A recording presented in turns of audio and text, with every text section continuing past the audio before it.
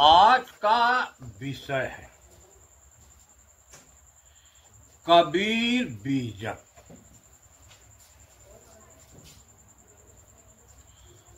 राम कहत दुनिया गति पाओ, शीर्षक यही है।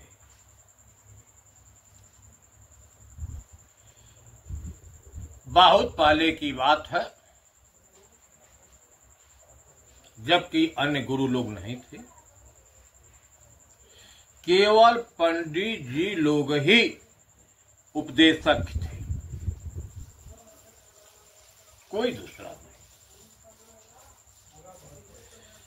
उनकी जजमानी चलती थी।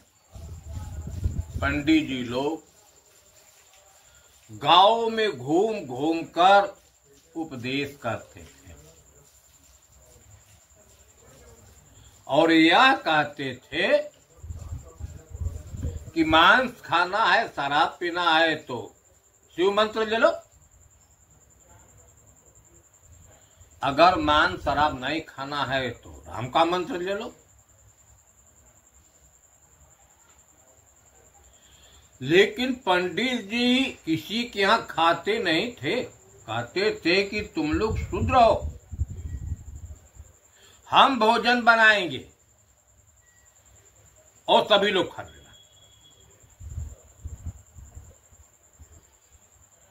और दक्षिणा देना हमें जब हम उपदेश करेंगे।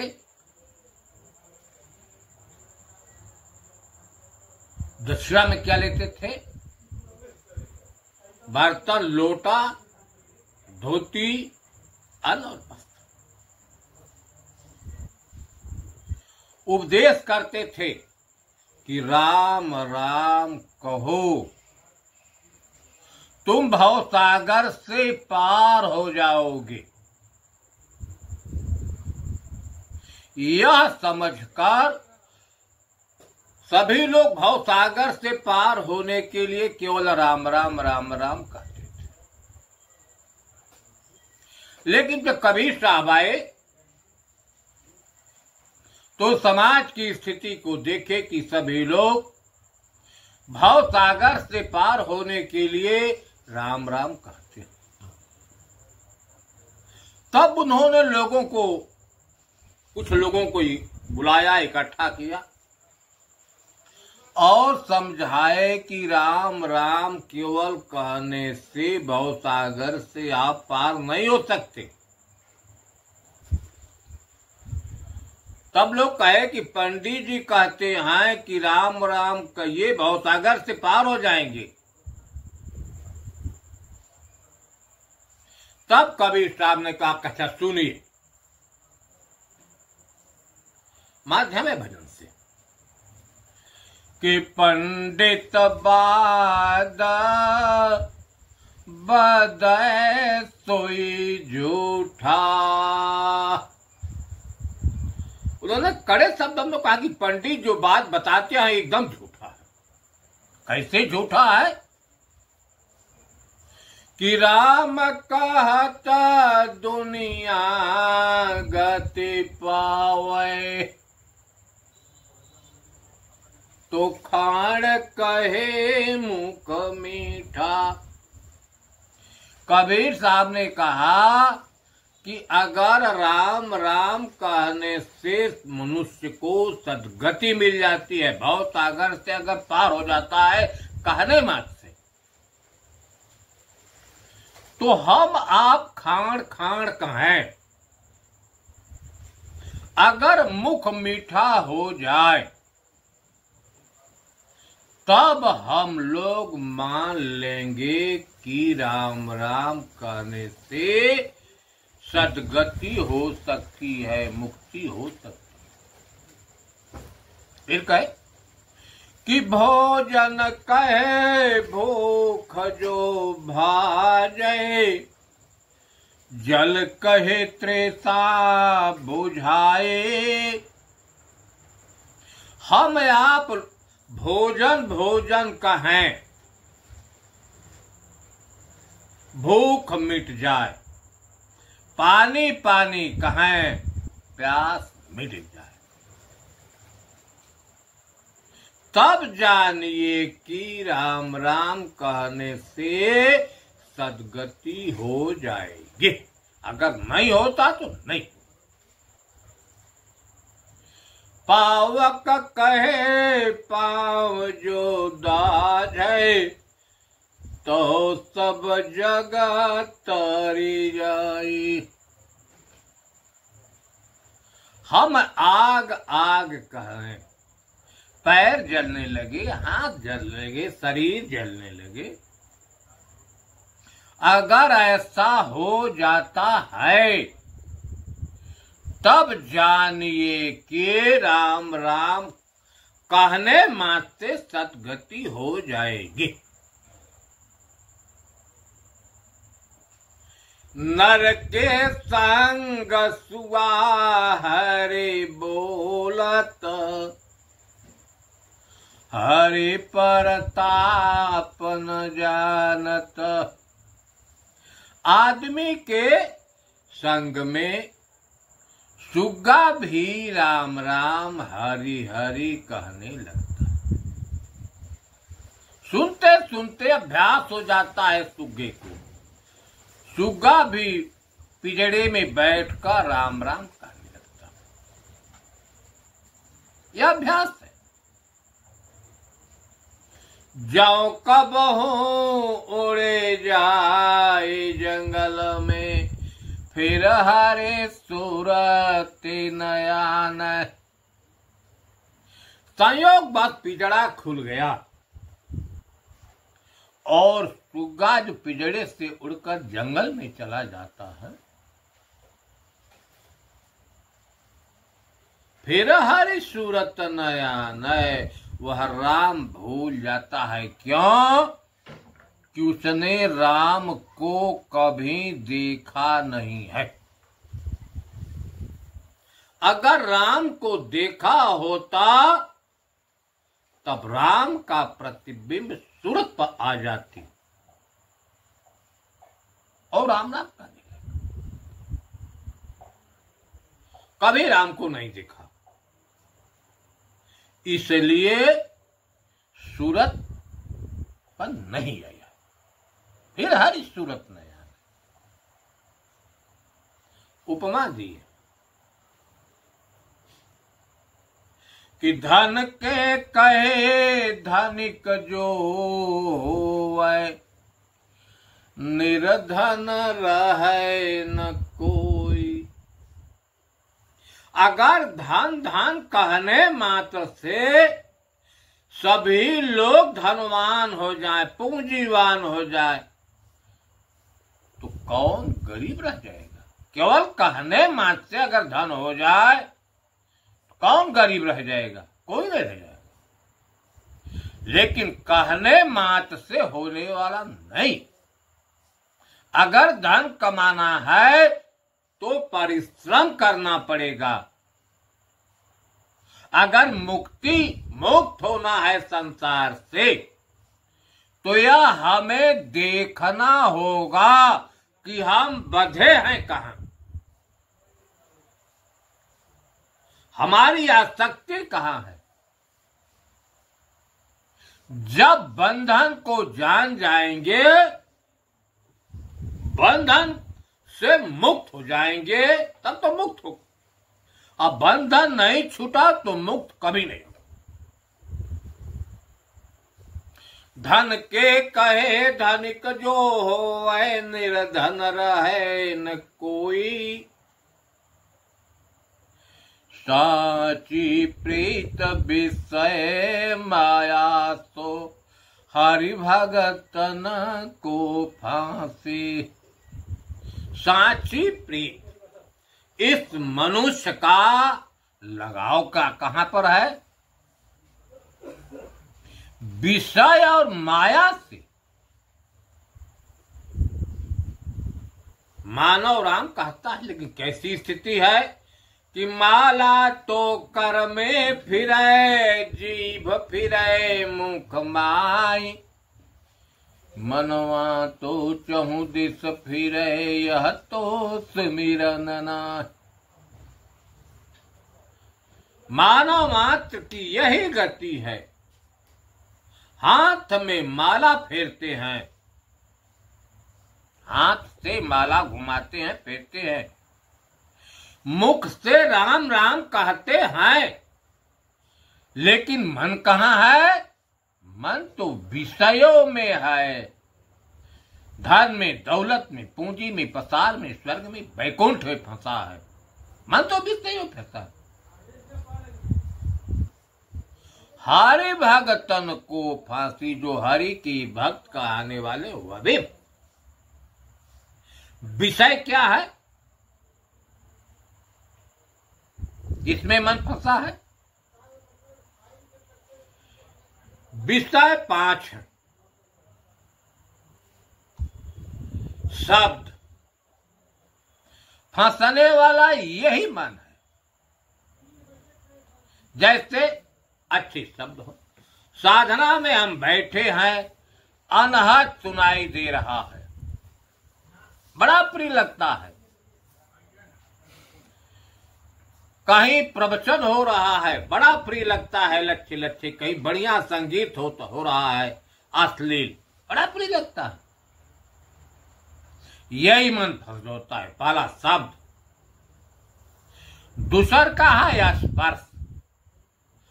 स्पर्श क्या है? स्त्री प्रसंग। दो दंपति के संपर्क से सृष्टि चलती है, अर्थात विषय वासना।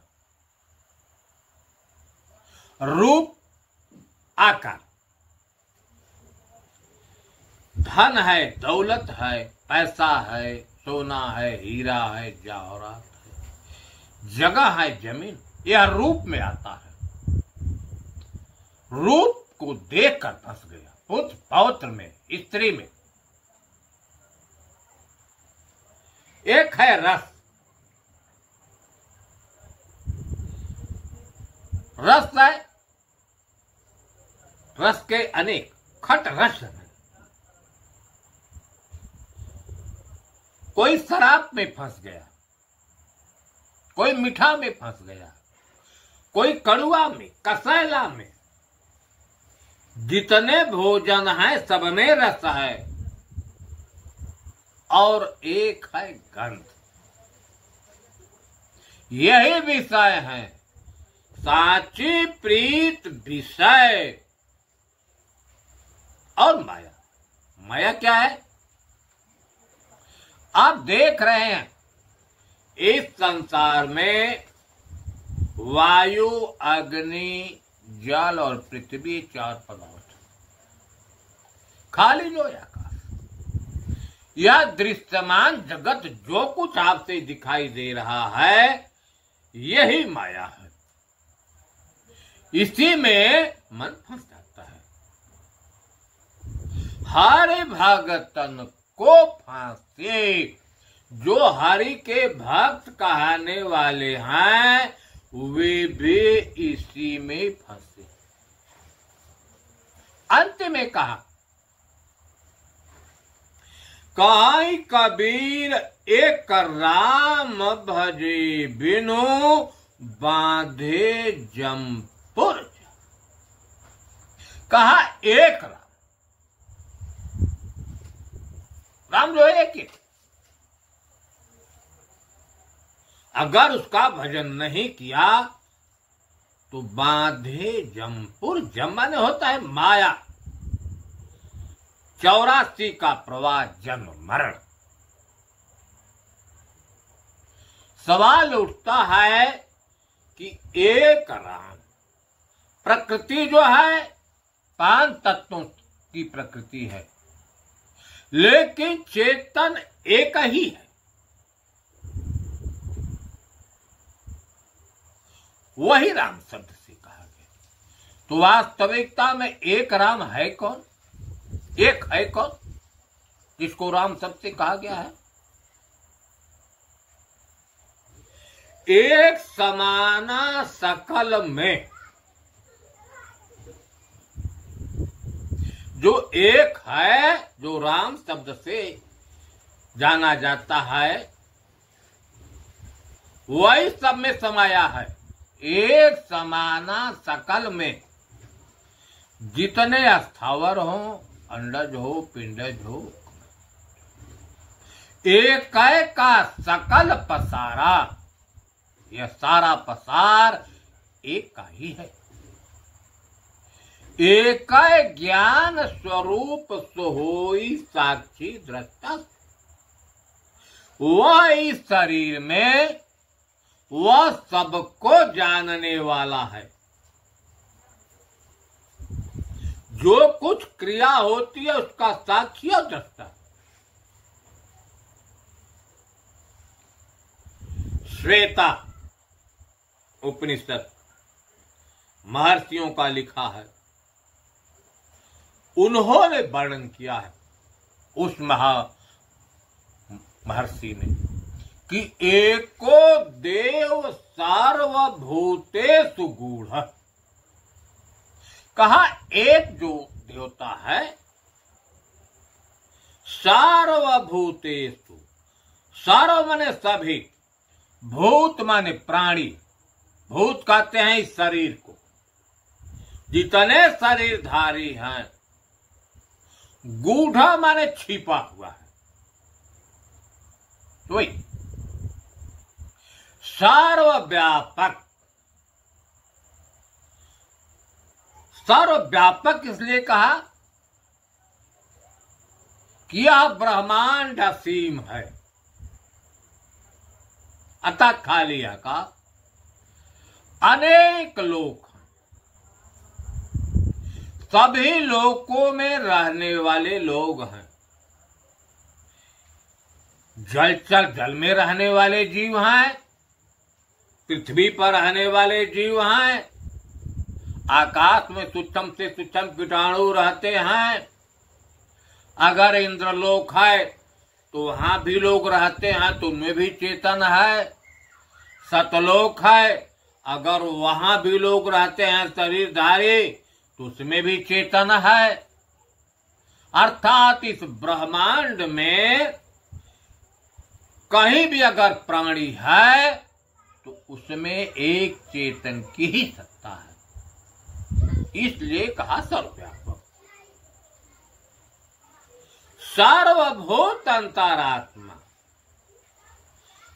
जितने भूत माने प्राणी हैं, सबके अंतर में रहने वाला वही आत्मा है, वही राम। कर्माध्यक्ष, उसी की देख रेख में प्रकृति सारा कार्य कर। आप बेहतर जाकर देखें किसमें राम तत्व है,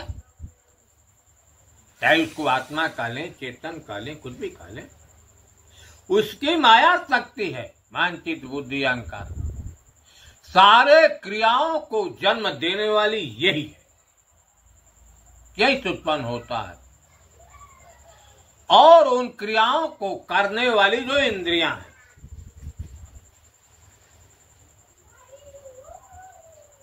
अंतःकरण के पास कोई सत्ता स्वयं की नहीं, वह चेतन की सत्ता से चेतन। शरीर के भीतर जो कुछ क्रिया होती है उसका साक्षी और दृष्टा है, इसलिए कहा कर्माध्यक्ष। सार्वभूताधिवास, सभी भूतों में वह वास। साक्षी, ये शरीर में वह साक्षी है। केवला निर्गुणश्च, और वह तीनों गुणों से परे। प्रश्न यही उठता है कि वास्तविकता में वह राम जो है शरीर में बसने वाला तीनों गुणों से परे है, तो तीनों गुण है क्या? क्या कोई वस्तु है? जैसे है वायु है, अग्नि है, जल है, पृथ्वी है, उसी तरह क्या कोई गुण, कोई वस्तु है? विचार करने पर कोई वस्तु नहीं सिद्ध होता कि गुण का कोई आकार हो। आज तक किसी ने नहीं वर्णन किया कि गुण का कोई आकार हो। गुण जो है बुद्धि की वृत्तियां हैं। बुद्धि के अंदर जो विचार उत्पन्न होते हैं वही गुण नाम से कहे। अगर बुद्धि के अंदर दया है, क्षमा है, भगवत भजन है, आत्मचिंतन है, आत्मज्ञान है,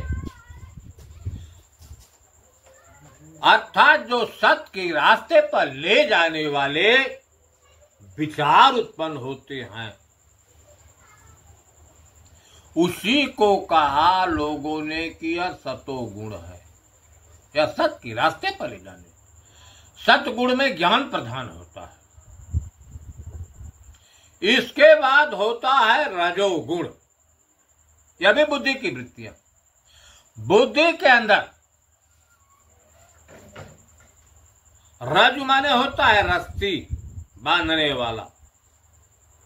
बुद्धि के अंदर जब संसारिक वस्तुओं की कामना होती है, इच्छा होती है, चाह होती है, काम वासना जागृत होती है, स्त्री की चाह होती है, सांसारिक वस्तुओं की चाह होती है, धन दौलत, अर्थात यह इसी राग में, इसी रस्ती में यह जीव बच जाता है। यह सब बांधने वाले हैं, इसी में यह प्राणी बच जाता है, इसलिए कहा यार रजोगुण। एक है तमो, तम माने होता है अंधकार, अर्थात अज्ञान दशा। जब अंधकार होता है तो मनुष्य को कुछ नहीं दिखाई देता। मनुष्य के अंदर जब अज्ञान दशा होती है तो क्या सत्य है, क्या है सत्य, कोई पता नहीं। क्या धर्म है, क्या धर्म है, कोई पता नहीं। कौन सा कर्म करना है, कौन सा कर्म, कोई पता नहीं। अज्ञान के चलते जो नहीं करने योग्य है उसको करता है, जो नहीं करने योग्य है उसको नहीं करता। मांस, शराब, व्यभिचार, वही कर्म करता है जिससे कि चलते वह बार बार जन्म मरण के प्रवाह में जाता है। तमोगुण में मोह प्रधान है। कहा यह तीनों गुण राम तत्व में नहीं है। आगे बताया कबीर साहब ने कि इच्छा कर भाव सागरे, अय मुक्ति चाहने वाले, इच्छा के चलते हम संसार सागर में बार बार आते हैं। इस संसार सागर में राम आधार है, बोहित रामय धार। तो राम है कौन, ये भी जानना है। कबीर साहब ने कहा हृदय बसे ते ही राम न जाना। जो राम हृदय में बसा है, जिससे यह शरीर चैतन्य है, अंतःकरण चैतन्य है, वह कैसे पहचाना जाए? तो वही कबीर साहब की साखी है कि साक्षी पुरंदर ढाई परे, बेबियाक्षर युग चार, और रसना रंभण होत है कर न सकत निरुआ। ये शरीर में जो राम है वह साक्षी है, राजा है। लोग उससे ढाई परे अर्थात उसको नहीं जान पाए। न जानने के लिए, मुक्ति के लिए क्या करते हैं? 2 अक्षर का नाम राम राम रटते। जो राजा है इसमें साक्षी रूप उसको नहीं जानता, तो वह राम है, वह हृदय में है, वही संसार सागर में नाव। काय कबीर हरि शरण गहु, गोखुर वृक्ष विस्तार, हरि की शरण में चल जाओ। उसी राम को भी हरि शब्द से प्रयोग किया गया है। और जो हमारे दुख को हराए वह भी हरि है, गुरु। जब आत्मज्ञानी गुरु के शरण में चले जाओगे तो आत्मज्ञान होने पर यह संसार जो गोखुर के समान हो जाएगा। बहुत है दुख, दुख की खानी तब बची हूं जगना। यह संसार बड़ा दुखमय है और दुख की खानी है। उस दुख खाने से तब बचोगे जब राम को जान। वही शास्त्रों में है राम की पहचान कि राम है कौन, किस राम में स्थित होने पर हम भवसागर से पार हो जाएंगे। तो राम सत्य चिदानंद, राम ही सत्य है, वही शरीर में है। चिदानंद वह चेतन स्वरूप है, उसकी चेतना से शरीर चेतन। सर्वात्मा वही राम सबके अंदर आत्मा रूप से है। विभु व्यापक है, अव्यक्त वह व्यक्त है। व्यक्तताम या तो सर्वस्व, लेकिन वही राम इस शरीर में व्यक्त हो जाता है। पार्वती ने कहा कि ऐ प्रभु, हम जब देखते हैं आप राम राम राम राम राम राम कहते हैं, वह राम कौन है हमें भी तो बता दीजिए। पार्वती की वाणी को सुनकर भगवान शंकर ने कहा कि पार्वती सुनो, गुणातीत सचराचर स्वामी, जो गुणों से परे है, चराचर जितने हैं, जितने शरीरधारी हैं, वह सबका स्वामी राम। राम उमा सब अंतर्यामी, वही राम सबके अंदर में है। कोई ऐसा प्राणी नहीं है कि जिसके अंदर राम हो। अंदर में जो कुछ क्रिया होती है वह सबको जानने वाला राम है।